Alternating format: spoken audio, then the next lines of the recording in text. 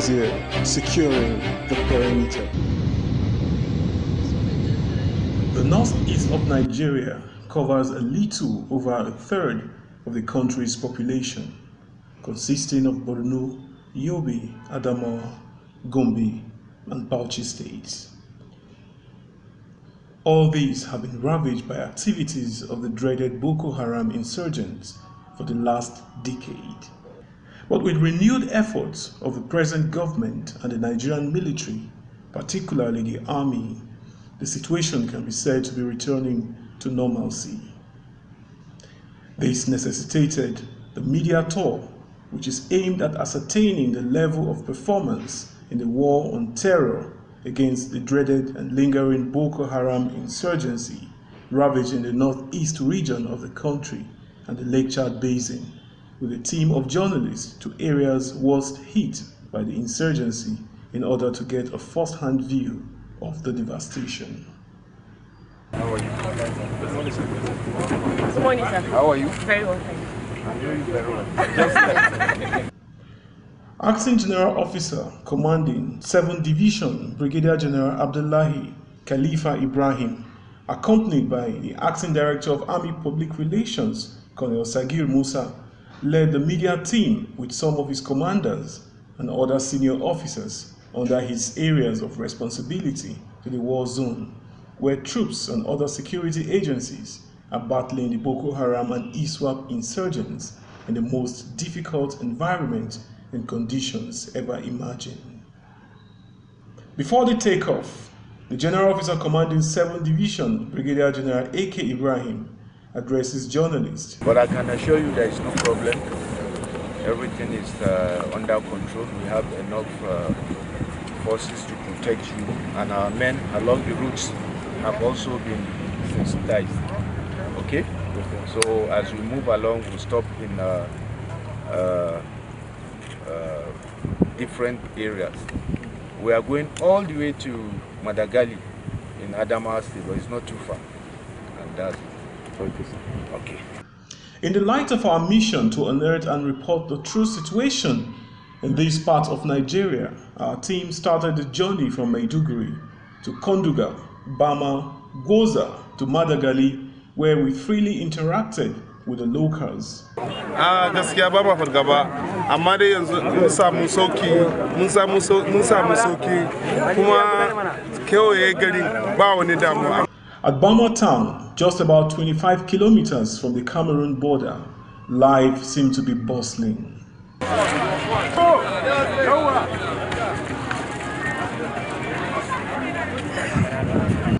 But on the outskirts, bullet-riddled and shattered buildings. At Banki Junction, few kilometers away from the Cameroon border, around the famous Sambisa forest, we saw troops in the trenches, placing an eagle eye on the enmarked movement and main supply routes of the terrorists.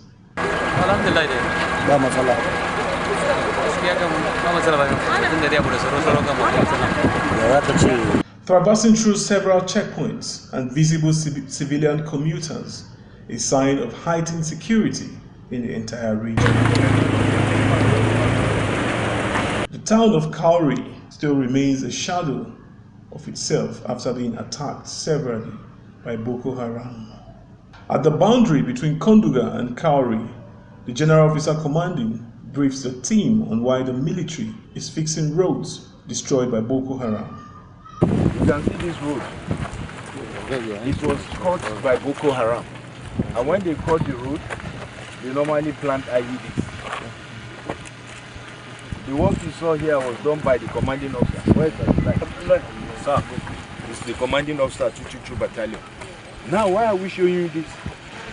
Without this work here, the Boko Haram would plant IEDs. I'm sure you have seen some of these commercial vehicles, they move on their own on this road because we have protected.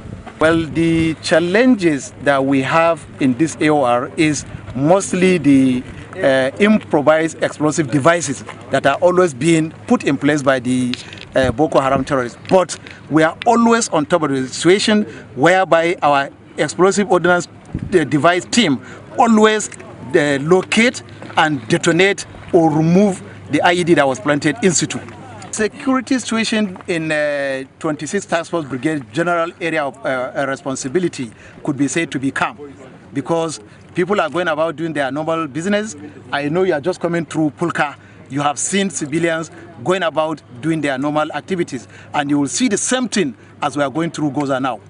At Jebra, a blown bridge has been reconstructed by the Nigerian Army Engineers Corps. They were pursuing the Boko Haram during serious fight around 2013, 14, 15. So when they are withdrawn through this, they demobilize this bridge, break it into pieces, so that the Nigerian armed forces who are pursuing it will not be able to reach onto them. So it's the engineer effort that Army engineers that reconstructed this. At Limankara, a town in the mountainous Goza community housing the famous Mobile Police Training College, was also once overrun by terrorists in the height of the madness. Behind me here is the Limankara Bridge, which was blown up in 2015 while the Boko Haram insurgents were withdrawing, and construction is already ongoing, and the military is here. Not too far from here is a mobile police training school in Goza. We are in Limankara. Behind me you can see the bridge. The bridge was blown off by the Boko Haram as they were withdrawing when the military were pushing them out. I think 2014? Yeah, 2014. 2015, early 2015. And you can see there is some work ongoing to reconstruct the bridge. The police also have their mobile training school facility here. We recaptured it from Boko Haram, and later the police came and we are together. They are in their school, and then I have my men here. 144. At every point, all we see is devastation, a tale of the horror the residents felt in the wake of the insurgency. Roads destroyed, disrupted communication lines cut off. This is the town of Uvaha in Goza local government area of Borno State. This used to be a community where, a lively community and a farming community as well. If you see around me, there are lots of devastation, buildings that were taken down by explosives, and right here is a glow mast taken down also by explosive, just to cut off communication between the communities and the security agencies. Over there, the story building there used to be the house belonging to a member of the House of Representatives. The milk building used to be one of the headquarters, the campsite of the Boko Haram insurgents when they were in this location. This used to be Obata, a village, well-known community here in Goza, under Goza local government. You can see the destruction they have done to even MTN masts just to cut off communication. You can see most of the houses here are destroyed. The people have gone. They are now part of the IDP. They are in IDP camps. And this is part of the unfortunate situation that we are facing. If not because of the intervention, you can see we have a permanent deployment here, including members of vigilante and hunters. They are equally here with the soldiers. You can see the environment is not conducive. It's harsh, and yet they are here doing what they are supposed to do professionally very well. And you are by now aware that because of the if not because of the intervention of the security agencies, including the hunters and vigilante, the locals, situation would have gone completely, totally out of hand. But you can see vehicular movement, activities in other villages that we have passed through. At our terminal point in Madagali, the team was taken through some of the operational successes of the army.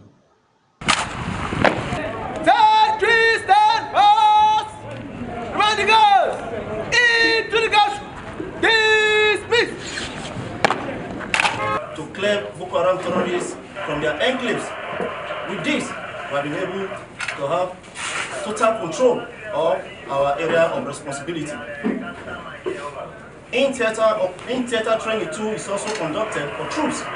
Nobody is saying that it's 100% perfect. In New York or somewhere, there was shooting yesterday or 2 days ago. So there are still some challenges, but we are going to surmount those challenges. And if I may just add my little 2 pence, the issue of Boko Haram was not caused by the Nigerian army or the military. To resolve it, will be an all-encompassing, a whole of society approach, encompassing the army, the police, civil society, and indeed all segments of Nigerian society. That's the way you go about solving a problem. But I know we are part of the solution. Indeed, we are a key segment of the solution. We shall continue to work very hard. The officers I have under me are all motivated. We are well supported by the Chief of Army Staff and the President. The GOC then charged its men to remain loyal and avoid dwelling on misinformation being peddled on social media, while we harvest opinions from some civilian populists in the area. Gaskiya garin nan dai har yanzu dai tsaro kam dai har yanzu dai yana nan rawa domin jiya mata ma sun je dora itace sun dawo da gudu.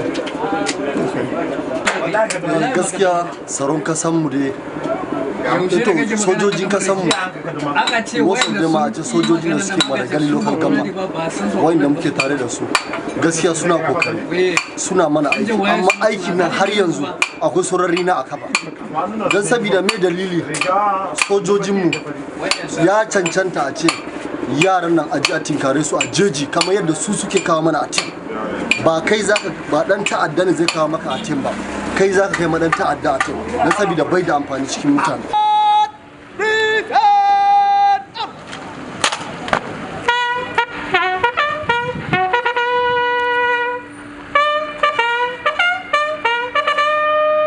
At a briefing with journalists after the tour, the theater commander, Major General Olusegun Adeniyi, said the Boko Haram terrorists' dream of holding forth any territory in Nigeria will remain a mirage. We saw Boko Haram transmuted from being a terrorist group to a terrorist army, to a pure terrorist army, attacking towns, capturing towns, dislodging civil authority, police, attacking barracks, dislodging soldiers and capturing arms, carrying large quantity of tanks and large numbers of tanks, APCs, machine guns, anti-aircraft guns, sophisticated military equipment, killing a lot of soldiers, Baga, Bama, Mongono. Let us not forget these things. Let us not forget these things. If we forget it, then we won't know where we are going. They took these things, they dislodged towns like Damasak, Goza, Mate, Bukawa, Bama. Look, they are more than this. They took over and they were the rulers of those towns. That was when it occurred to them, why don't we form a country? Why don't we form a caliphate? And they announced the caliphate and they said their headquarters is in Goza. We were in Nigeria. He stated that the military has succeeded in reducing the sect from a terrorist army they once used to be to mere criminals because of the defeat they suffered in 2015. In the end, at the end of that operation, we arrived at defeat of Boko Haram in all these places and recapturing of these territories. I challenge any of you here to say these places were not under Boko Haram previously. You are the one that communicates to the country. I challenge you. And I also challenge you, member of the press, to say any of these places is under Boko Haram. Go and tell the people the truth. Stop being sentimental. People pay for these things with their lives. General Adeniyi explained that the proliferation of arms in the Sahel occasioned by the expulsion of armed militias from Libya created the opportunity for the terrorists to try to find their feet. Remember this great man, Gaddafi? That's when he was caught. Actually, what he did in Libya was that he raised an army. That's the official army, but he had several militias. He had several militias, warlords, tribal lords that were also heavily armed to checkmate the army from overthrowing. So there was no central control of instruments of violence in Libya. The army was government line, but he had so many other groups that were loyal to him. When the whole thing crumbled as a result of Arab Springs, These large catches of arms within the army, with the tribal lords, with the groups and different things, all of them flowed out of Libya. Some into Nigeria, some throughout the whole Sahel is filled with arms. And then if you, all of you are students of international politics by the reason of your profession, you find that in the last two and a half years, Libya has not been having it easy. It has been one general after the government and all this thing. So a lot of destabilization, huge amount of harms in the hand of wrong people that have negatively impacted the whole of the Sahel. The whole of the Sahel. Is it Mali? Is it Niger? Is it Chad? Is it Cameroon? It's not small harms. It's not 2,000 harms or one. I'm talking of a whole lot. You can equip 5 armies from what flew out of from the arms that flew out of Libya. It's an open secret, except you are trying to be hypocrites. You know, arms are available throughout the Sahel for anybody that has money. There are places where they sell ammunition in modus. This modus that they used to sell Gary, they sell it all throughout the whole Sahel. So don't ask anybody where is Boko Haram getting arms. All Boko Haram needs to get is money. There are arms up for them and all throughout the whole Sahel. And all this began to impact them heavily. 2017. Also worthy of note is the local production of MRAP vehicles like these ones by the theater and the purchase of new gun trucks and firearms to boost the fight against insurgency in the northeast. This vehicle, the mileage is not up to 200 kilometers usage in this theater. Except that they drove it here. But in this theater, we have not used 200 kilometers. As normal life gradually returns to Nigeria's northeast region, the need to assess the impacts and devastation of the decade-long Boko Haram insurgency becomes imperative. Against all odds, Nigerians must begin to mobilize support for the army to completely rid the country from insurgent activities while exposing their sponsors. On the whole, the war on terror is on course. There is no doubt security agencies are on top of the situation and indeed denying the insurgents freedom of action and seem to degrade the terrorists as the terrorists only strike on soft targets in addition to flamboyant occasional encounters with the troops.